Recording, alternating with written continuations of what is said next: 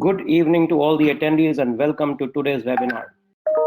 These webinars are brought to you by Be Singular with support of QGlue.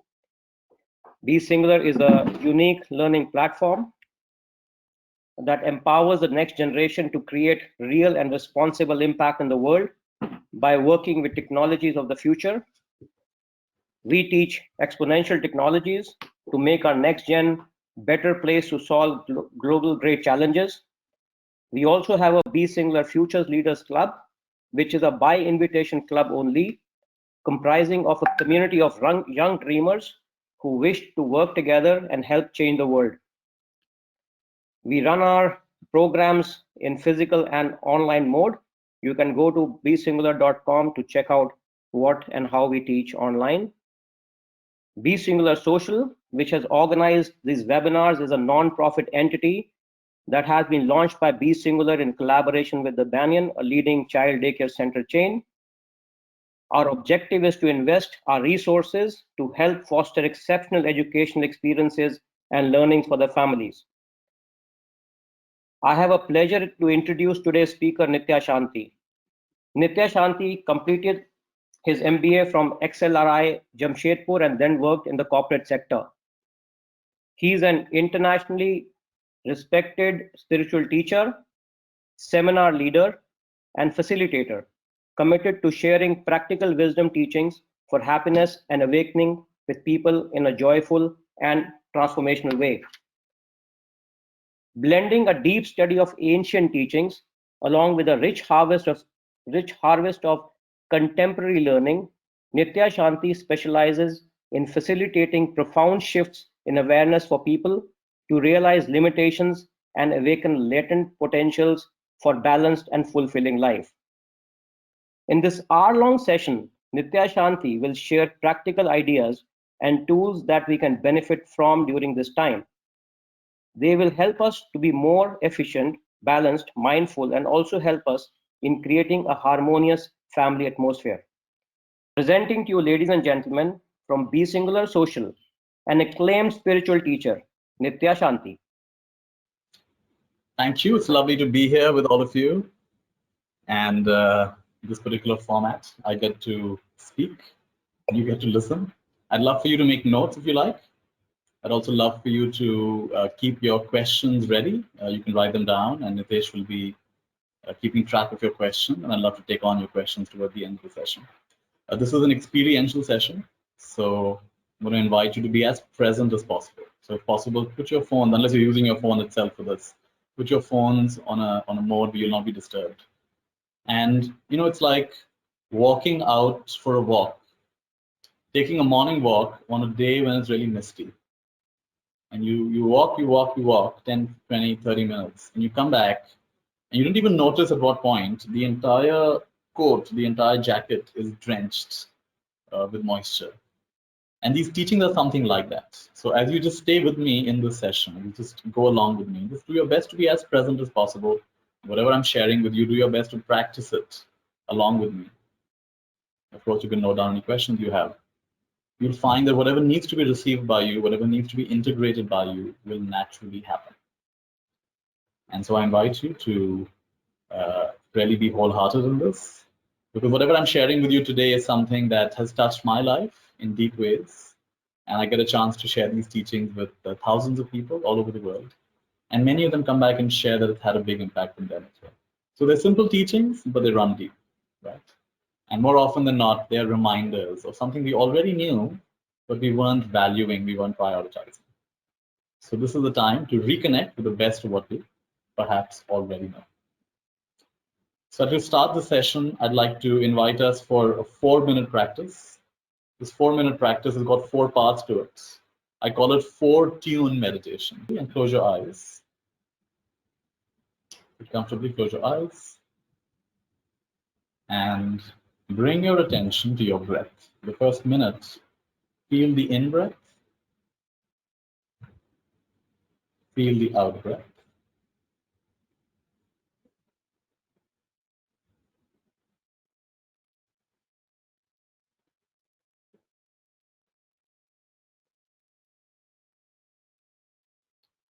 Whenever the mind wanders, which it will, Just smile and come back to the breath.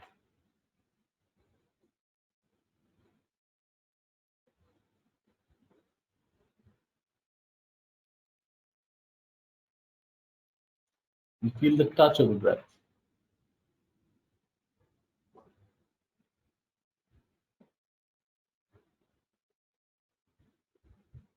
And maybe adjust the breath so it's a little bit deeper, a little bit more pleasant.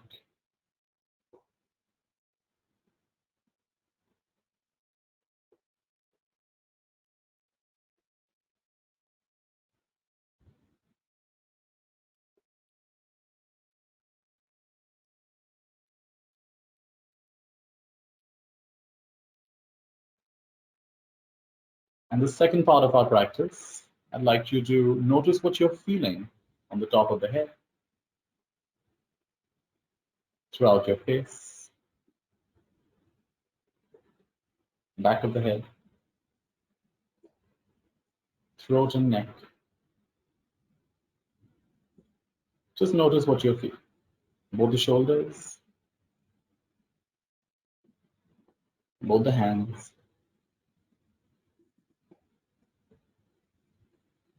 your entire chest and upper back, your entire belly and lower back.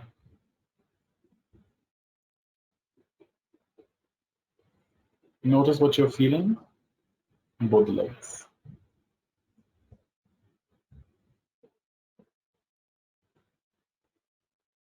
And now for the next minute, I'd like you to just be. Don't practice anything in particular. Let thoughts come and go. Let feelings come and go. Just be present. Just be open.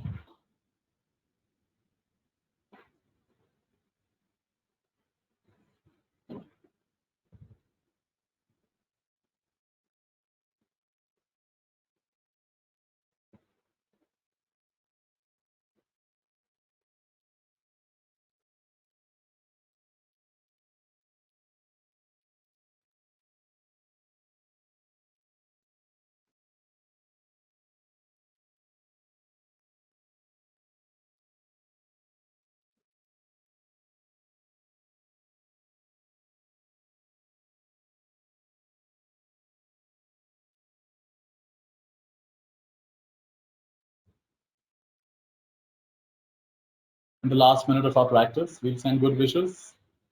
Think of someone in your life, maybe a friend, a family member, and just from your heart send loving wishes to this person, wishing them happiness.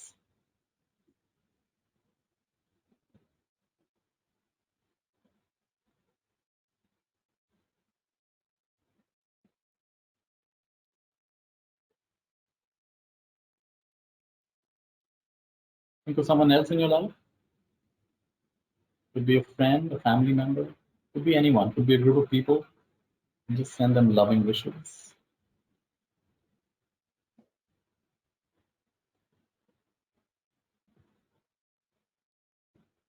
I wish you happiness. I wish you happiness.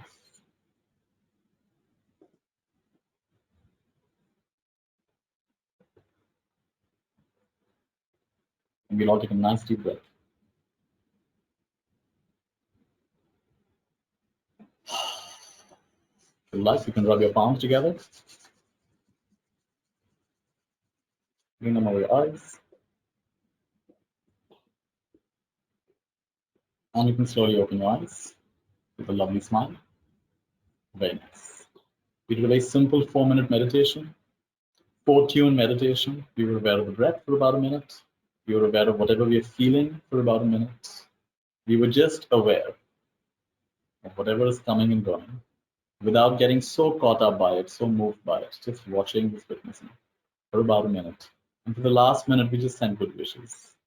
Really simple practice. And of course, today we did 4 minutes. You can do 8 minutes as well. You can do 12 minutes as well. You can do 20 minutes. And this is a very simple style of meditation, which a lot of people find very useful. And it includes some of the most important elements of practice.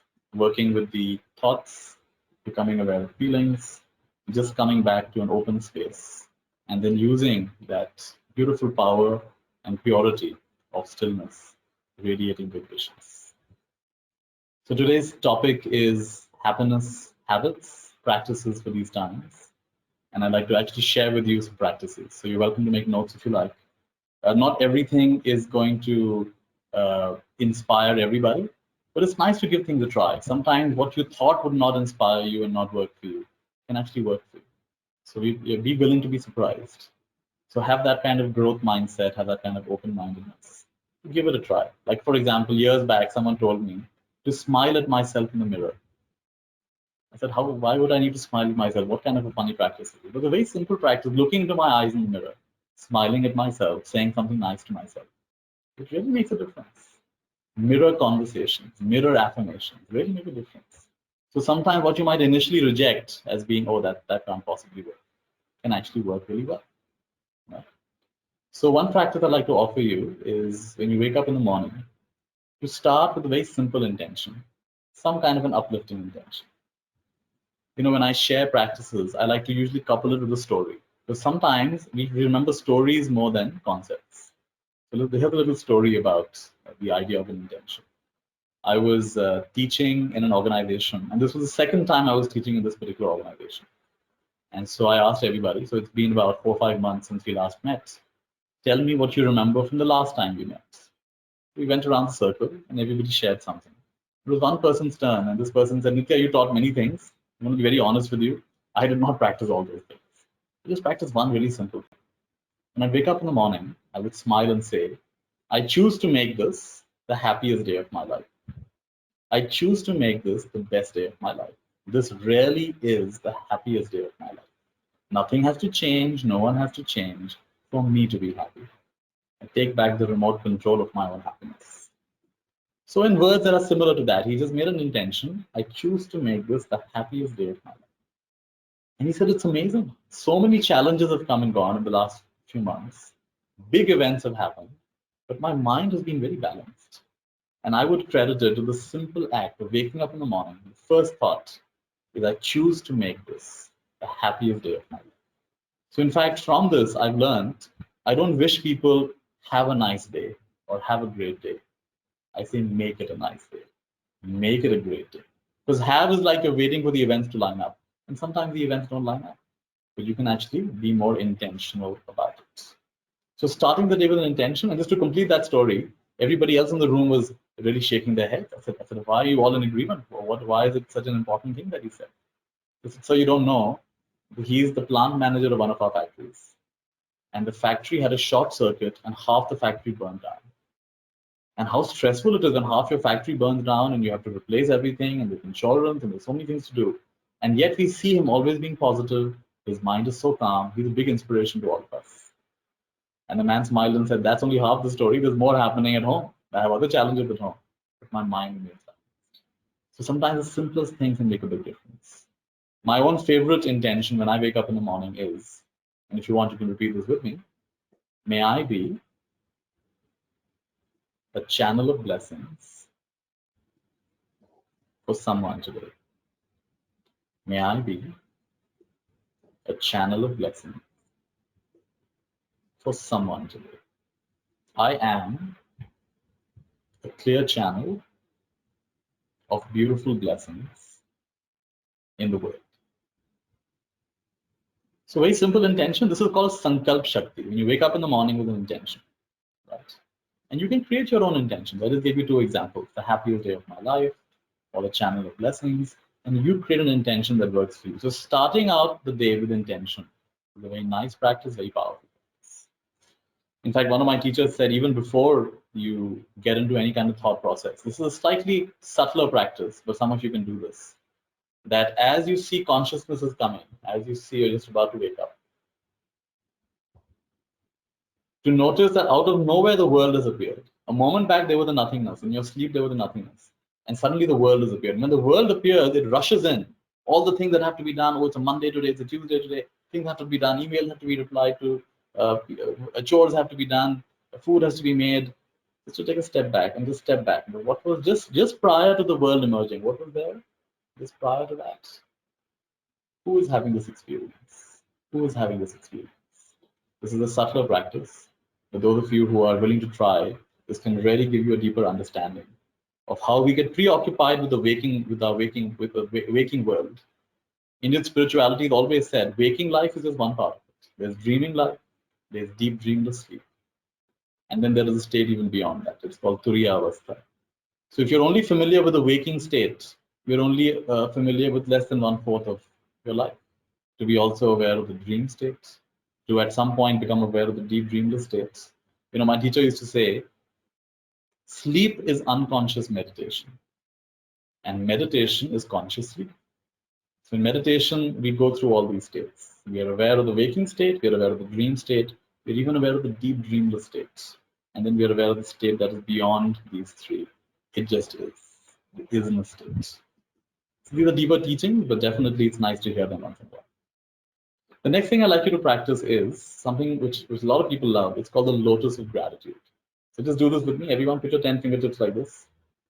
And I'm going to get you to think of 10 things you're grateful for. Each time you'll open one petal of the lotus. One petal of the lotus. Each time you think of something, open a petal of the lotus and inwardly say, I'm so thankful for this. I'm so thankful. I'm so grateful. And like this, or think of 10 things you're grateful for. When all 10 are done, bring both your hands on your heart. Bring both your lotuses on your heart. And just feel grateful. So let's do this, everyone. Put your 10 fingertips together. Close your eyes. Nice smile on your face. And let's start.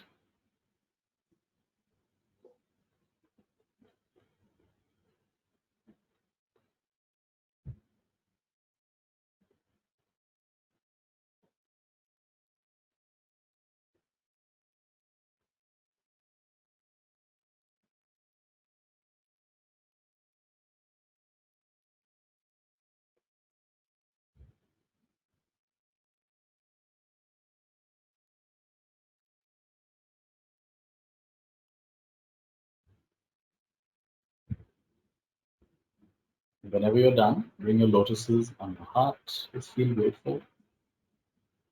Just feel thankful.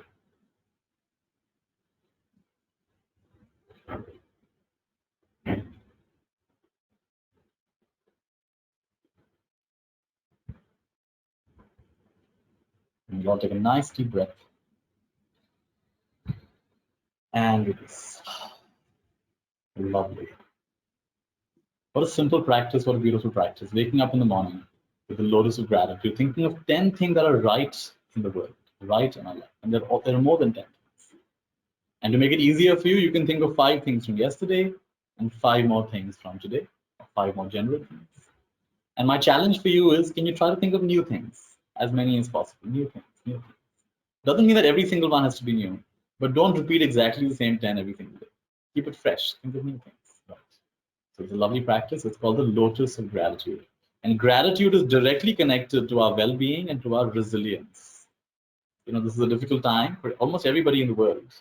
And resilience is your ability to keep a calm state, to bounce back from the ups and downs of life. And gratitude, research found, has a direct correlation with resilience. The more grateful you are, the more resilient you are. Right? So practicing gratitude. Don't just think about, oh, I'm blessed once in a while. Practice gratitude. Think it till you feel it till you are it. I got a beautiful compliment the other day.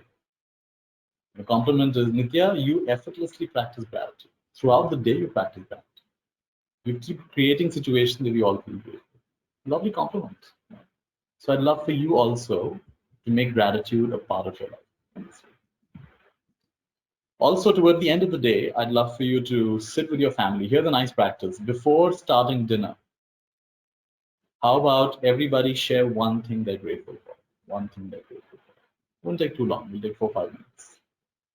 And by that time, your mouth is also watering because delicious food is kept there.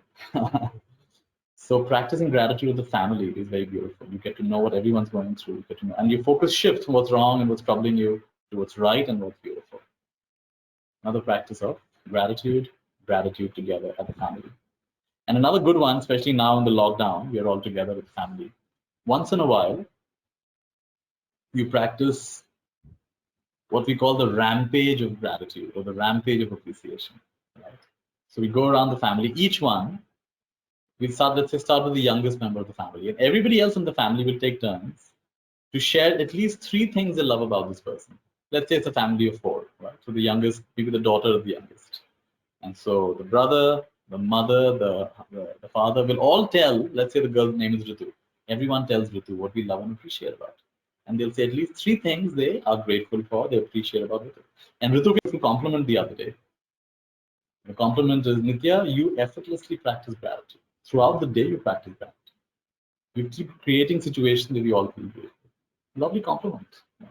So I'd love for you also to make gratitude a part of your life. Also, toward the end of the day, I'd love for you to sit with your family. Here's a nice practice. Before starting dinner, how about everybody share one thing they're grateful for? One thing they're grateful for. It won't take too long. It'll take 4 or 5 minutes. And by that time, your mouth is also watering because delicious food is kept there. So practicing gratitude with the family is very beautiful. You get to know what everyone's going through. You get to know, and your focus shifts from what's wrong and what's troubling you to what's right and what's beautiful. Another practice of gratitude together as a family. And another good one, especially now in the lockdown, we are all together with family. Once in a while, you practice what we call the rampage of gratitude or the rampage of appreciation. Right? So we go around the family, each one, let's say start with the youngest member of the family, and everybody else in the family will take turns to share at least 3 things they love about this person. Let's say it's a family of 4, right? So the youngest, maybe the daughter of the youngest. And so the brother, the mother, the father will all tell, let's say the girl's name is Ritu. Everyone tells Ritu what we love and appreciate about. And they'll say at least 3 things they are grateful for, they appreciate about Ritu. And Ritu can only say, how wonderful. She can't argue with it. She can't say, no, I'm not like that. All she has to do is say, how wonderful. Thank you for saying that. And then we go to her brother, maybe a brother named Deepak. Everyone tells Deepak the 3 things they love and appreciate, including Ritu will tell.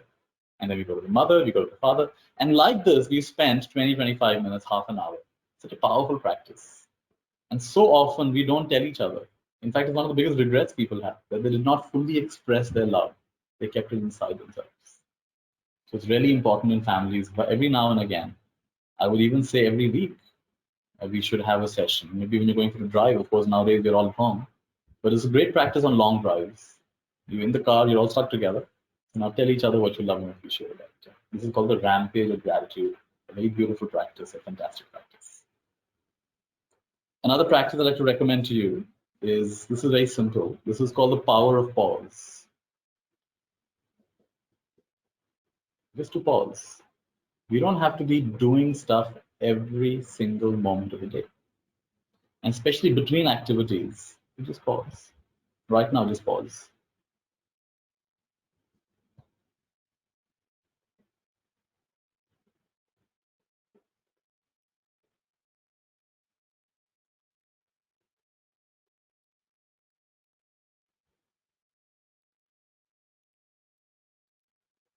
And perhaps this is the biggest gift of this teacher, this whole coronavirus experience. It's an invitation for us to stop, for us to pause, and to take a relook what's important.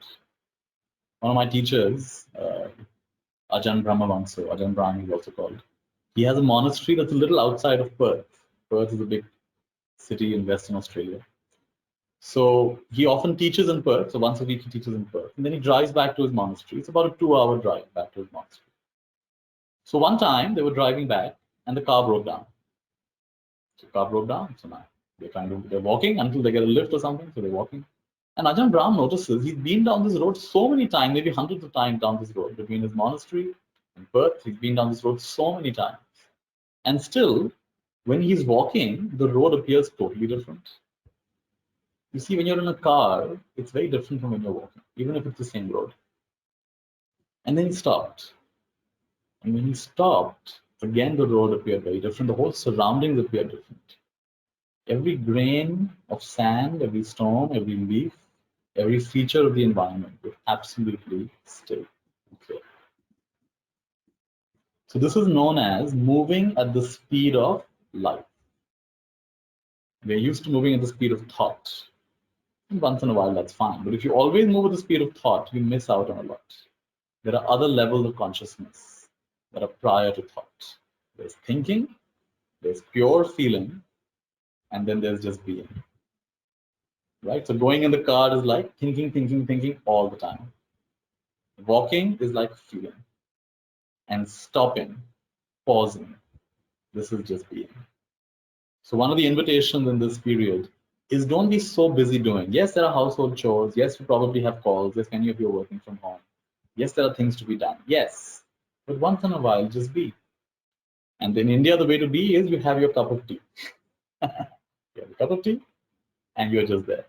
And you're enjoying being. You're enjoying your cup of tea, or your cup of coffee, or your juice, or whatever else you like. So pause, the power of pause. It might be the most powerful tool you will ever come across. Just stop. Do it again. Just stop.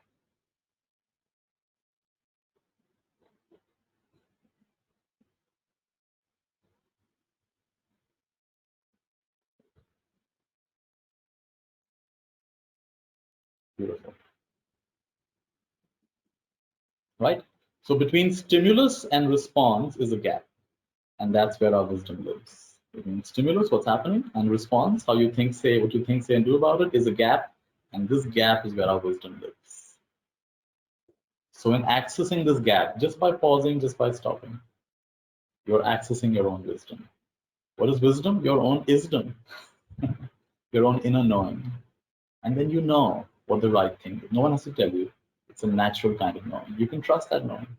And life becomes a whole lot simpler, whole lot smoother, whole lot more uncomplicated. So this is one big invitation for you. So throughout the day, create spaces to just be. The simple feeling of being. That's another practice for each one of us. Let's include this in our day. Another nice practice is the practice of introspection, reflection, and intention. And there are many ways to do this. One of the ways that I like is to challenge myself to write down a list of 108. So for example, 108 things I'm grateful for. I just happen to like the number 108. In India, our prayer beads about 108, but you can do 100. You can do any number you like. Right? I like 108. So for example, 108 things I'm grateful for. Challenge yourself. If you open the news channel, they'll easily tell you more than 108 things that are wrong with the world. Then you find 108 things that are right with the world. Or 108 things I want to do before I die. Or 108 people who I've learned from, important teachers, guides, mentors in my life. Or 108 things I love. Or 108 important books that I've read in my life. I hope you read at least 108 books in your life. Or 108 places I'd like to visit. So like this, you create a list of 108. It challenges you to go beyond, right? So in fact, there was a nice question. One of the teachers was saying that, instead of asking kids, what do you want to be when you grow up? You ask them a different question. You ask them, what experiences do you want to have in your life? How do you want to contribute to the world? How do you want to make the world a better place? And what skills do you want to develop? How do you want to grow as a human being? It's very powerful questions to ask. So instead of saying, "Bade hoke kya banoge?" Are you going to become a doctor? Are you going to be an engineer? This is a very narrow question. The better question is, what experiences do you want to have? That could be a list of 108. What experiences do I want to have before I die? What skills do I want to learn before I die? It could be simple skills, like, for example, I've been interested in the skill of sign language. So I recently learned how to say "I love you" in sign language. So this is "I love you." And the short form is "Chu." I love you. That's something I learned recently, right? So I may not learn all of sign language, but I'm learning some cute little things. So what skills do you want to learn in your lifetime? And how do you want to leave the world a better place? These are all things to reflect upon. You can write 100 things, you can write 20 things, you can write 10 things. This kind of introspection, this kind of intention setting can be very, very valuable, especially at this time. It's very high quality time spent with yourself. I often teach the 5 spaces of life. The 5 spaces are workspace, family space, leisure space, holiday space, and there's one more, we'll come to it. So for most people, I don't know about the lockdown time, but for normal times, workspace is the biggest space. It takes up almost all their time. And what's left from workspace, we give to family space. What's left from family space, we have leisure activities, things we enjoy doing, hobbies, things like that, entertainment things. And then once in a while, we go on a holiday. But most of us have completely forgotten that 5th one. The 5th one is I wonder if you can guess what the fifth one is. The fifth one is MySpace. MySpace. Me time. And so this lockdown is a very important opportunity for me time. And what is me time? It is your opportunity to deeply connect with yourself. It could include meditation, it could include exercise, it could include reading, it could include writing, journaling, it could include music, it could include dancing, it could include being in nature. Whatever for you is replenishing, refreshing, and nourishing. That's what is your me time, my space. That could be another one to reflect on. What energizes me? What refreshes me? What gets me back to my center? What inspires me? What strengthens me? So use that also as a practice. Another great one is the power of intentions. You actually write down. So one of the fun ways of doing this is you write it like it's already happened. So for example, what will your life be a year from now, or 2 years, or 3 years from now? And you start by writing, I'm so grateful now that, and you write it like it's already happened. So you describe the kind of place you're living in, describe the kind of work you're doing, the kind of relationships you have, the kind of hobbies you have, the things you enjoy. You write it down. It's amazing. And years later, you will read that and you'll be blown away that, wow, I wrote this down a few years back. It's almost exactly like that. That's been my experience, at least. When you spell it out, you cast a spell. When you spell it out, you cast a spell. This is the power of written intentions. So I invite you, when you write it, writing is like crystallizing thought. And so I've played this game many, many times in my life, and it's been a lot of fun. And the things that didn't happen, either I lost interest or they're still coming, they're still forming, they're still coming into my life. So life becomes very magical, very playful like this. So applying the power of intention is a very great one that we can all apply at this time.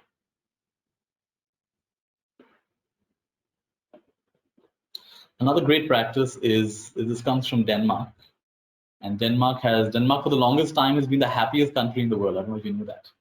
Denmark, I think this year, or was it last year, for the first time, Norway went ahead. But Denmark's been number one the whole time. In Denmark, there's a concept we can learn from Denmark called hygge. And hygge, spelled H-Y-G-G-E, hygge. It means cozy togetherness. You see, Denmark is a country where there's a long winter, and there are more pigs than human beings, and the weather is not that great, and they're very high taxes. And despite that, one of the happiest countries in the world. So one of their secrets is cozy togetherness. What they do is they make an extra effort to really enjoy each other's company. And it includes things like the lighting in the room. The lighting is very fluorescent white light. It doesn't have the same effect. It doesn't feel cozy. It feels very clinical, very hospital-like, like office-like. So instead, warm lighting, like lamps or candles. That's one feature. Then can you make it comfortable? What would it take to really feel comfortable and cozy in this environment? And then, of course, as we come together, what creates coziness? So non-complaining creates coziness. Non-comparison creates coziness. I mean, we could tease each other a little bit, but never beyond a point. I mean, it's got to be really light. So not focusing on one person, giving them a hard time, right? Enjoying each other's company. It includes things like storytelling, telling jokes, remembering good times, singing a song together. It's a hygge space. It's a non-controversial space. It's a non-conflicting space. It's a non-advising space. And especially in India, we have to say equality. So everyone takes a share of, like, for example, when you're together, one person shouldn't be stuck in the kitchen feeding everybody. Everybody can help out. Right? So we'll help you in the kitchen, we'll help you serve it, we'll help you clear up. It shouldn't be just the lady's responsibility. So this is called hygge. And we do experience it in India during Diwali and when families get together. We do experience hygge occasionally, but we can make it more intentional. So one of the ways you can make hygge time is to play games together. And I think every family will have some board games. Of course, board games have really developed. One of my hobbies is board games. So they've developed a lot since the last 20 years. But whatever games you have, something as simple as Ludo, you play together, have a really fun time. You'll really enjoy it so much. So take out some board games and everyone gets together. It's not so much about the game, it's about the togetherness. Do something together, especially if it's away from technology for a while. Another nice hygge activity is called rose, thorn, bud, and leaf. And I do this almost every day with my family. So rose is you share your high point of the day. What was the highlight of the day? Everyone shares one. If you want to share more than one, that's fine. Thorn is you share your low point of the day.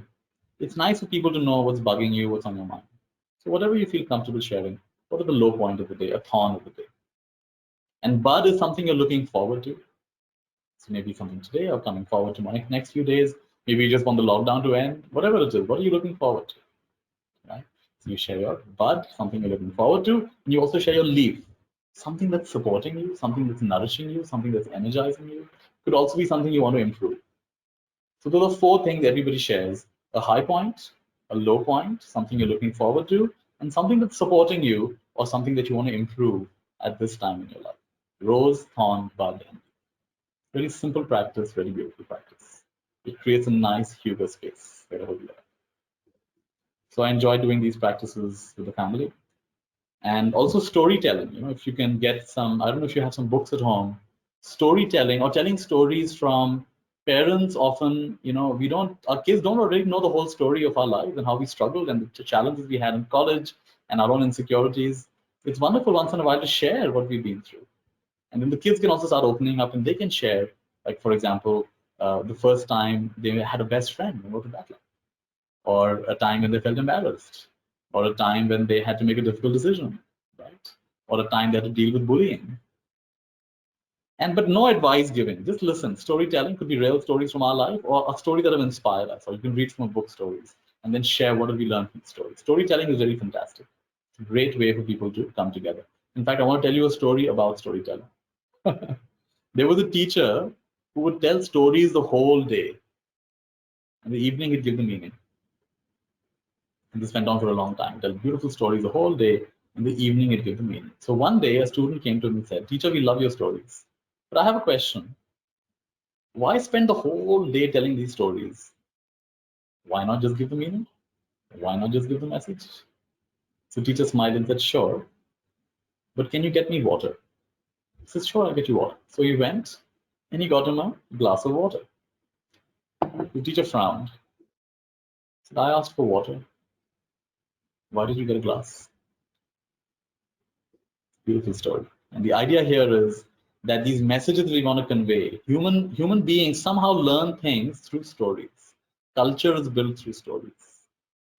Values are passed on through stories, which is why in India we have the Jataka tales, we have Panchatantra. In the West we have Aesop's fables, we have Solomon's travels, all of these different kinds of tales, right? The Arabian Nights. And these stories have deep messages in them. They're not always happy stories either. It's interesting, in Denmark, one of the things they found is that children grow better when they're not just told stories that have this fairy tale happily ever after ending. Why? Because life does not have fairy tale happily ever after endings. It's very beautiful to have stories. Some have happy endings, some have sad endings, some have confusing endings. And that's a much more realistic way to go through life. Otherwise, kids come with this kind of very rosy idea of life, and then life, snaps and slaps the idealism out of them. So tell stories about all aspects of life, all the ups and downs of life, and the lessons we learn from them. So then we can keep the lesson and release the pain. Keep the lesson, release the pain. And that's a really beautiful way to go through life.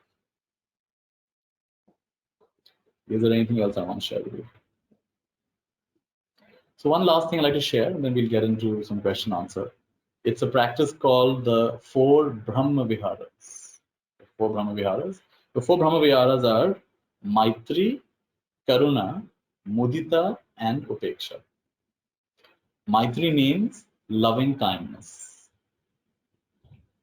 Karuna means compassion. Mudita means appreciative joy.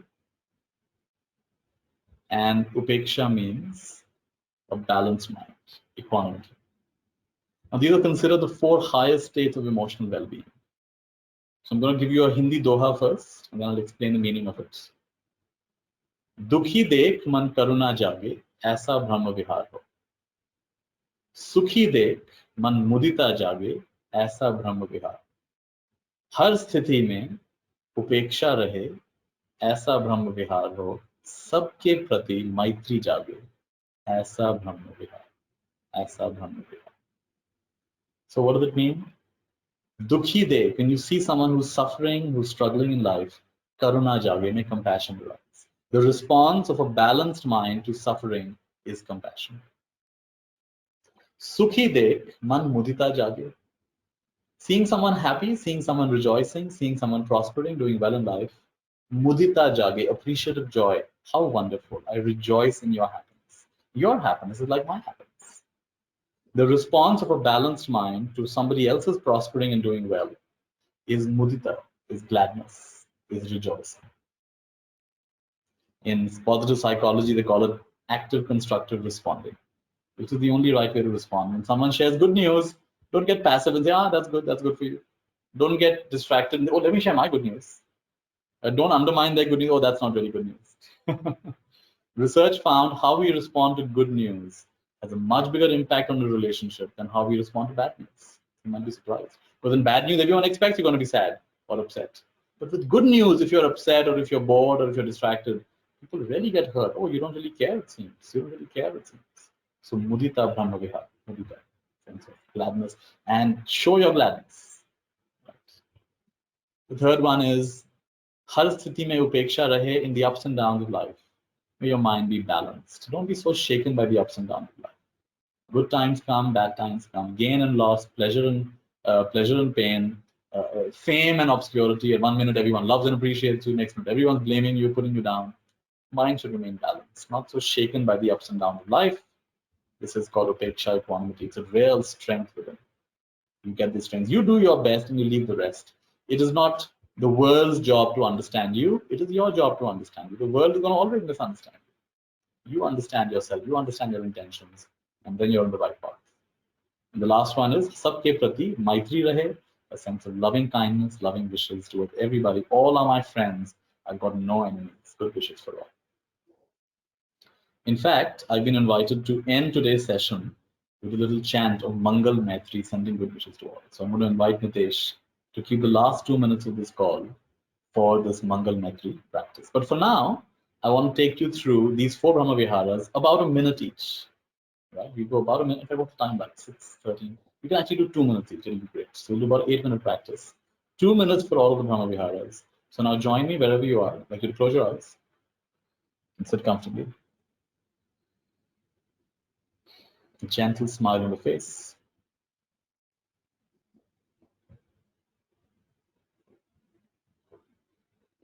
And starting with Maitri Brahma Vihara, wishing happiness to yourself. May I be happy. May I be truly happy.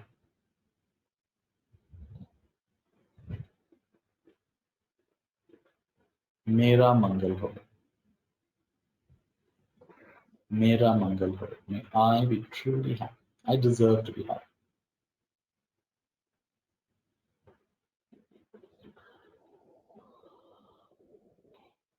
And now think of a friend or loved one. May you be happy. May you be truly happy.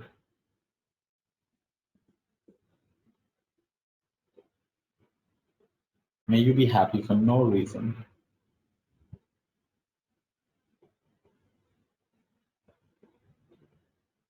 Tera Mangal ho.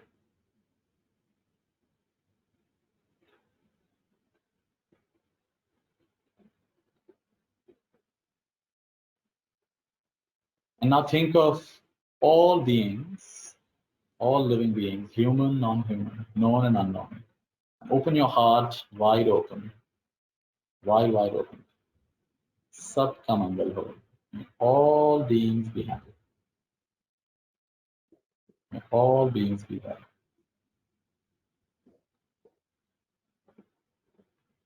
May all beings be truly happy. May all be happy for no reason. Sabka Mangal ho.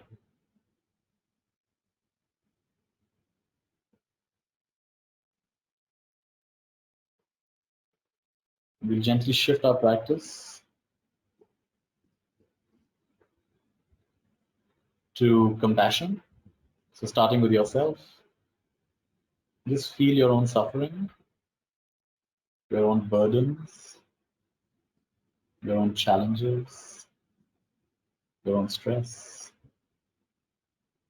May I be free from suffering.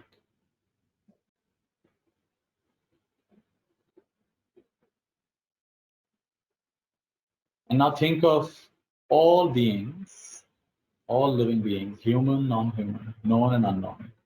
Open your heart wide open, wide, wide open. Sat ka mangal ho. May all beings be happy. May all beings be well.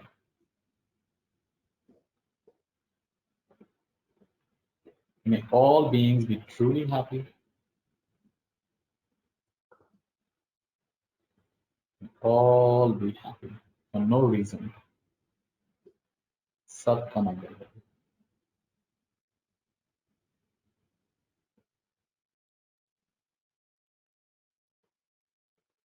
We'll gently shift our practice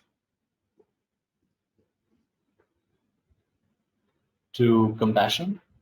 So starting with yourself, just feel your own suffering, your own burdens, your own challenges, your own stress.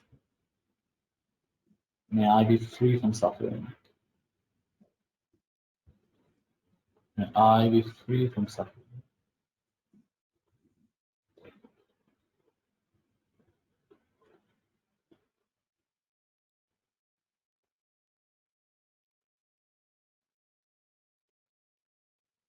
Infinite compassion to myself. May I be free from stress and suffering. May the way become clear. And may there be the right will and the right intelligence and the right enthusiasm to come out of my suffering. Now think of someone in your life who you know is struggling with something. May you be free from suffering. May you be free from stress.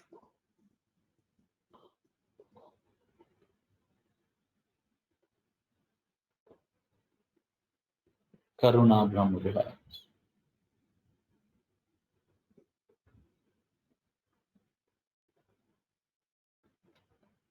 Now expand it all the way. May all beings, anyone who's suffering. In India, there are a lot of poor people who are suffering right now. And of course, all over the world, people are suffering. All beings, may all be free from stress and suffering. Karuna Brahma Viharas.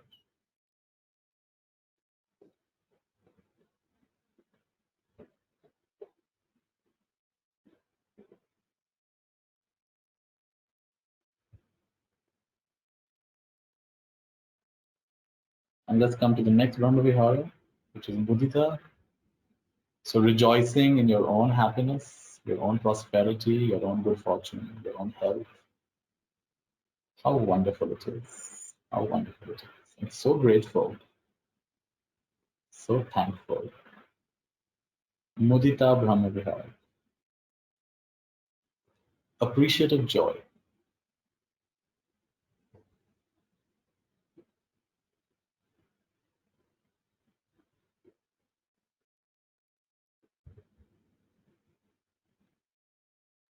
And now think of someone in your life who's doing well, who's happy, who's healthy.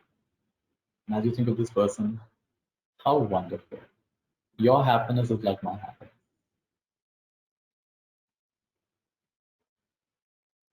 Mudita Brahma Vihara. Ananta Mudita. Infinite appreciation and joy.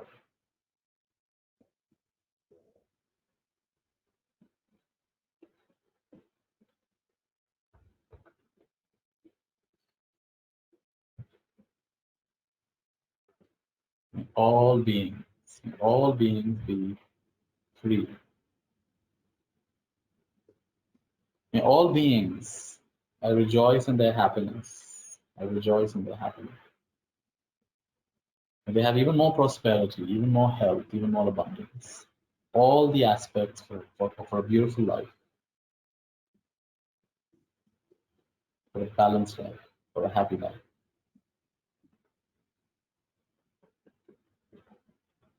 Ananta Mudita. We come to the last part of our practice, equanimity, balance of mind. So now I'd just like you to be present with yourself.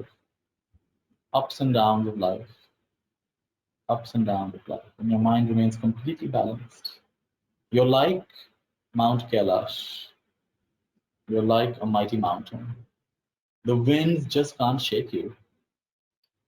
The winds of life just can't shake you. You're like the deep, deep ocean. No surface storm can affect you.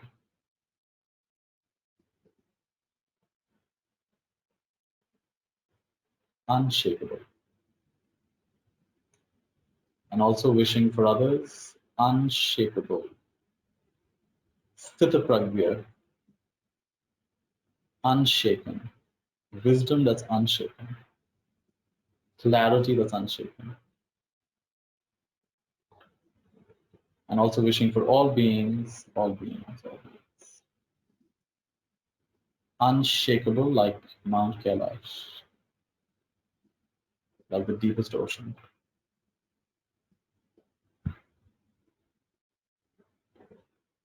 Anantapeksha, infinite, infinite. Equanimity of mind. You can all take a slow deep breath.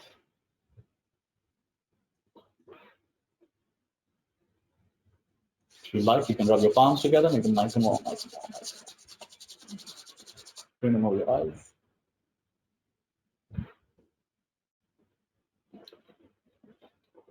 Beautiful. Thank you for participating in this practice.